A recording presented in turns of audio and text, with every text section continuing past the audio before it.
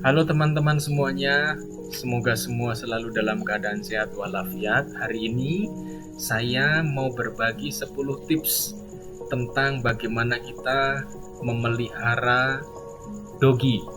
Dan kebetulan saya memiliki seekor dogi, dia jenis Labrador, yang mungkin kayaknya tidak murni Labrador, ya mungkin ada campuran, tetapi Labradornya dia banyak ya. Dan jenis Labrador ini seperti kita tahu dia adalah jenis anjing yang setia, jenis anjing yang friendly ya. Dia jenis anjing yang penurut ya. Dan ini namanya Caprio ya, namanya Capri. Dia saat ini sudah berusia hampir 11 tahun ya. Karena dia ini waktu itu saya pelihara dari kecil ya, dia dari tahun 2009 ya. Jadi dia sudah usianya berapa, Pri? Kalau disamakan dengan manusia kurang lebih hampir 77 tahun ya, karena 1 tahun dogi itu sama dengan 7 tahun manusia ya. Dia tahun 2015 dia ini pernah hilang, tiba-tiba hilang. Jadi waktu saya pulang kerja tiba-tiba nggak ada sampai 5 hari, karena dia sangat takut sekali dengan petir ya. Jadi dia pergi saking takutnya ya. Dan tiba-tiba setelah saya cari-cari ya, dia pulang sendiri ya. Dan dia pulang sendiri, lalu kemudian saya ya seperti biasa, seperti anak yang hilang, ketika pulang saya belikan sate 2 porsi langsung ya, saya belikan susu supaya dia senang. Nah inilah Capri yang saya punya, dan berikut ini adalah tips-tips bagaimana kita memelihara seekor dogi agar dia tetap sehat dan dia enjoy tinggal di rumah. Nah, tips yang pertama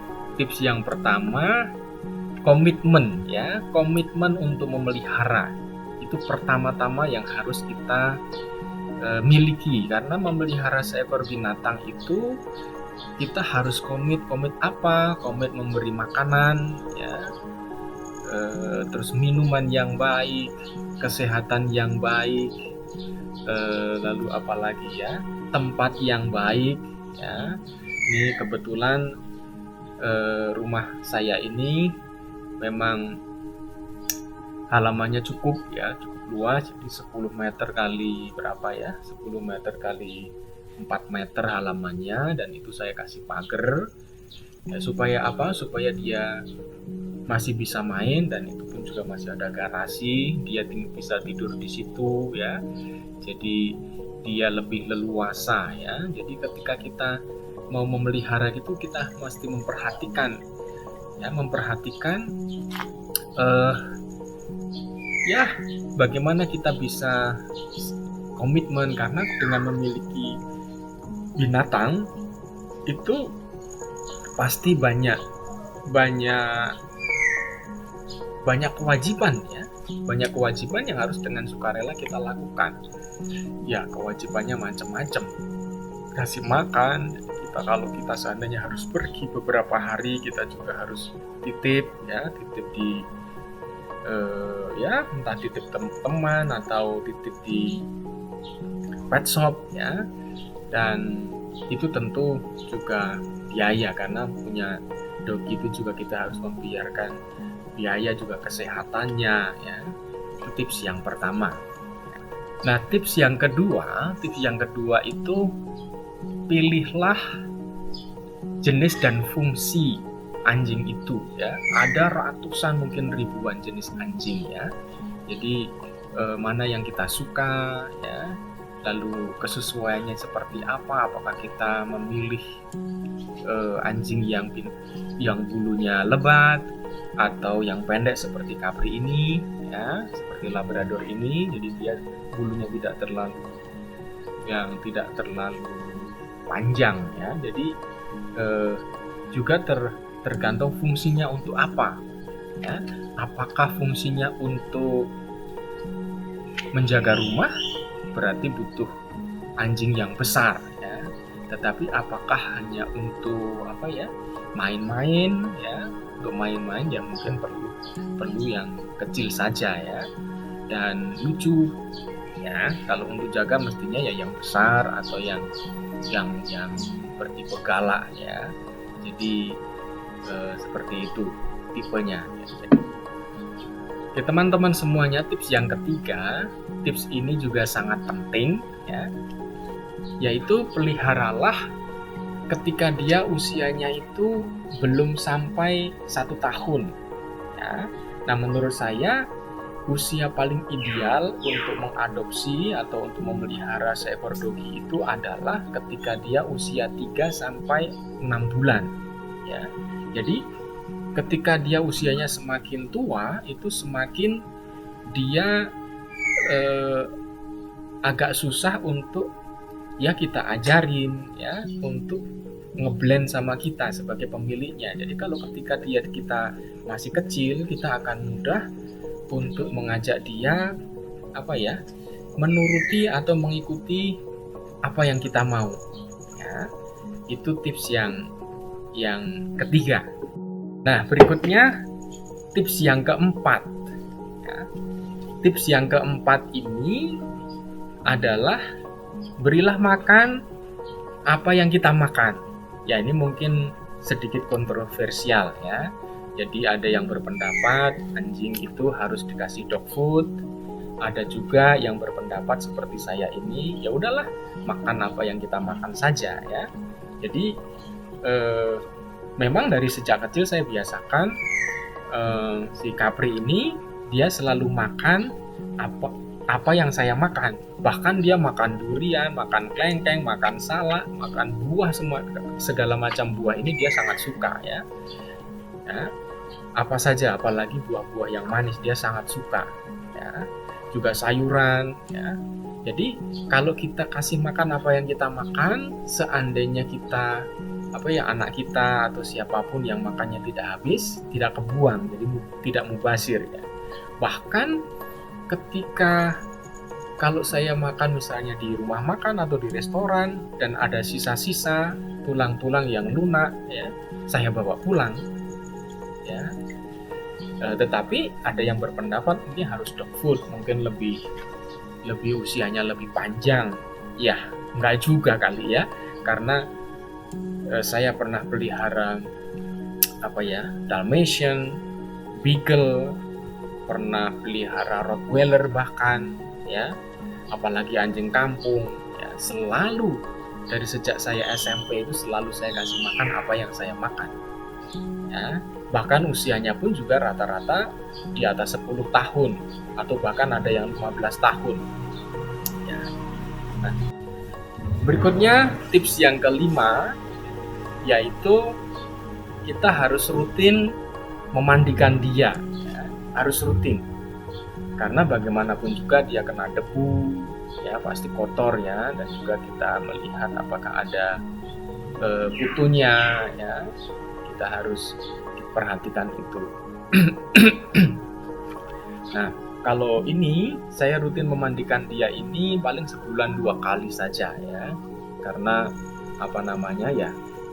tempatnya lumayan bersih dan dia tidak keluar rumah ya, tidak pernah kena bangkai ya, yang menyebabkan dia bau ya. Jadi terserah teman-teman semua, yang penting rutin, dan setelah dimandikan tentu harus dikeringkan, entah hanya pakai handuk atau pakai hair dryer. Jadi setelah mandi dia harus kering ya, supaya ya kulitnya tidak lembab ya, dan kemudian mendatangkan kutu, mendatangkan bakteri. Tips yang keenam itu adalah latihlah beberapa skill ya. Nah konon menurut teman-teman yang lain itu dogi itu bisa memiliki 3 atau lebih skill yang kita mau. Nah ini si Capri ini dia memang sejak kecil saya latih ya untuk tetap stay di rumah ya. Dan ketika dia berjalan entah berapa meter gitu ya, dan saya teriakin Kapri pulang dan masuk garasi ya, dan dia lakukan itu.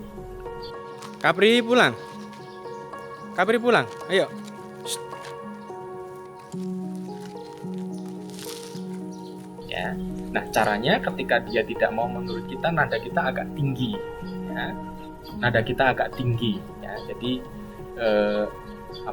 supaya dia mendengar kita, dan kalimatnya jangan diubah-ubah ya. Misalnya kalau kita mau suruh pakai bahasa Inggris ya terus bahasa Inggris ya, karena daya ingatnya itu berbeda dengan kita ya. Ini juga dia bisa diajak salaman ya, coba misalnya Kapri, yuk Kapri, salam, duduk. Dia juga bisa dia disuruh duduk, Kapri duduk yang bagus, Kapri duduk, Kapri duduk. Nah dia duduk, ayo salam. Nah salam, kelihatan kan? Dia mau salam ya. Coba diulangi lagi, Kapri salam, yuk Kapri salam, yuk salam Kapri, yuk salam. Nah mau salam ya. Jadi ini 3 kebiasaan dia yang saya latih dari sejak kecil. Nah ketika kita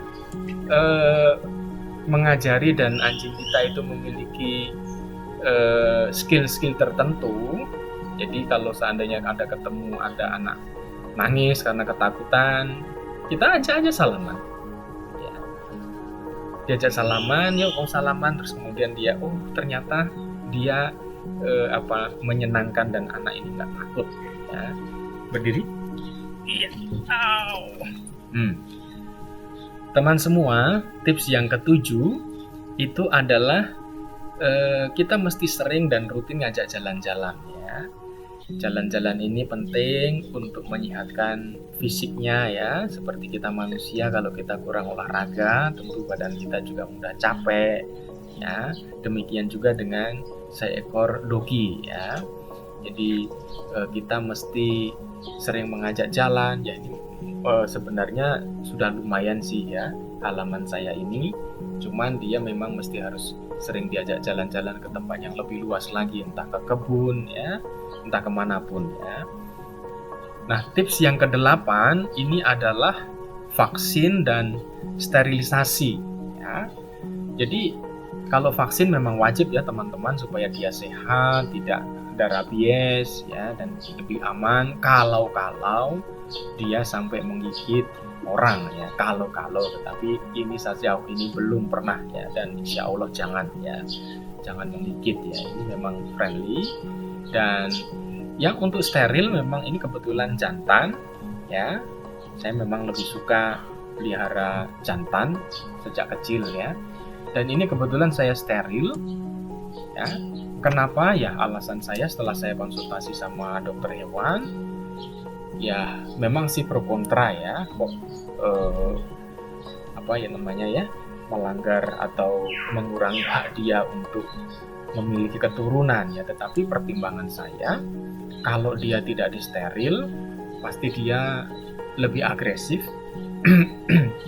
dan kemudian dia pasti akan banyak pergi ketika musim pacaran tiba ya, mencari betina, dan dari situ ada kemungkinan dia berantem dengan anjing lain ya, atau juga mungkin malah kena virus atau bakteri dari anjing lain, jadi malah tidak sehat ya. Nah tips yang ke-9 adalah apakah dia perlu dikandang atau diikat ya.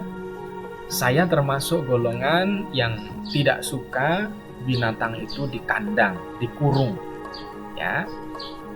Dikandang selama mungkin 24 jam saya paling tidak suka ya. Atau diikat selama 24 jam saya tidak suka dan saya tidak setuju ya. Mohon maaf teman-teman ya. Karena apa? Karena ya kita seperti manusia ya. Ketika kita dikurung ya tidak bebas dan tidak sehat, kurang gerak ya. Apalagi kandangnya kecil, kandangnya tidak layak ya. Saya melihat ada teman tetangga saya itu yang memelihara anjing hampir seharian di kandang dan panas sekali, langsung kena matahari, atapnya tidak layak, ya kasihan ya, atau diikat ya, kasihan. Dia akan mudah mengalami kelumpuhan, kakinya tidak kuat ya. Jadi boleh di kandang tetapi hanya sesekali saja, tidak boleh 24 jam ya. Di kandang ini memang saya kadang-kadang saya kandang atau saya ikat ketika ada tamu ya, ketika ada tamu, apalagi anak-anak yang takut ya, supaya dia enjoy bertamu ya.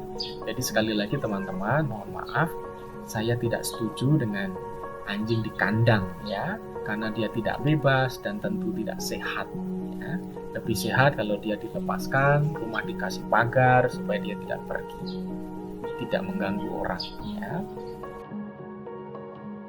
Nah teman-teman, sebelum sampai ke tips yang ke-10, satu hal yang penting kita perlu pertimbangkan ketika kita mau memelihara anjing itu adalah apakah tetangga kanan kiri kita itu suka anjing atau tidak ya. Makanya kita mungkin tidak perlu banyak-banyak pelihara anjing supaya tidak berisik ya. Atau juga kalau kita mau pelihara anjing, ya itu tadi, kita harus pelihara dari kecil supaya dia lucu, sehingga tetangga kita juga suka melihat anjing yang lucu ya. Sama ketika melihat anak kecil itu kan semua orang pasti suka lucu-lucunya ya. Jadi Kabri bangun, belum selesai kita. Bangun dulu, belum selesai, jangan tiduran. Duduk, ayo duduk. Kabri, yuk duduk. Nah, kita mau kasih tips yang ke-10 yang terakhir, yaitu yang mungkin ini rada sensitif ya teman-teman ya, karena kita berbeda-beda, tetapi ini menurut pengalaman saya, jadi saya berbagi, yaitu apakah dia boleh masuk rumah, tinggal di rumah kita, ataukah bahkan ada yang tidur bersama piaraannya, yang mungkin karena bersih ya, karena sayang ya. Tapi menurut saya pribadi dan kebiasaan saya yang saya lakukan, sejak saya SMP saya pelihara anjing, saya selalu membiasakan anjing saya itu tidak pernah boleh masuk rumah ya. Karena apa ya, karena tentu kita sama manusia berbeda ya. Saya lebih suka membuatkan rumah-rumah khusus kecil untuk dia dan ditaruh di garasi atau di luar rumah ya. Nah, mengapa? Supaya kalau dia ada kalanya pasti tidak bersih ya, dan tentunya aroma anjing itu berbeda dengan aroma manusia ya. Jadi kalau rumahnya itu bau anjing, takutnya dia tidak ketika ada tamu datang itu tidak nyaman di rumah kita ya, tidak nyaman di rumah kita karena aromanya. Jadi ya itu akhirnya terserah teman-teman semua, apakah memperbolehkan masuk rumah atau tidak, atau teman-teman mau tidur bersama piaraan. Kalau itu memang nyaman dan itu memang sangat bersih ya monggo saja, tetapi ini pendapat saya ya. Jadi kalau dari saya kebiasaan tidak pernah piaraan saya itu masuk di rumah ya, dan apalagi tidur bersama piaraan ya, tidak. Oke teman-teman, itu tips dari saya bersama ini piaraan saya, si Capri ya. Dia usianya sekali lagi 11 tahun ya. Dan semoga tipsnya ini bermanfaat. Jangan lupa share, komen di bawah ya, lalu subscribe dan klik like. Terima kasih. Dah. Yuk Capri, jalan-jalan ya. Yuk, jalan-jalan yuk. Nggak usah ditali.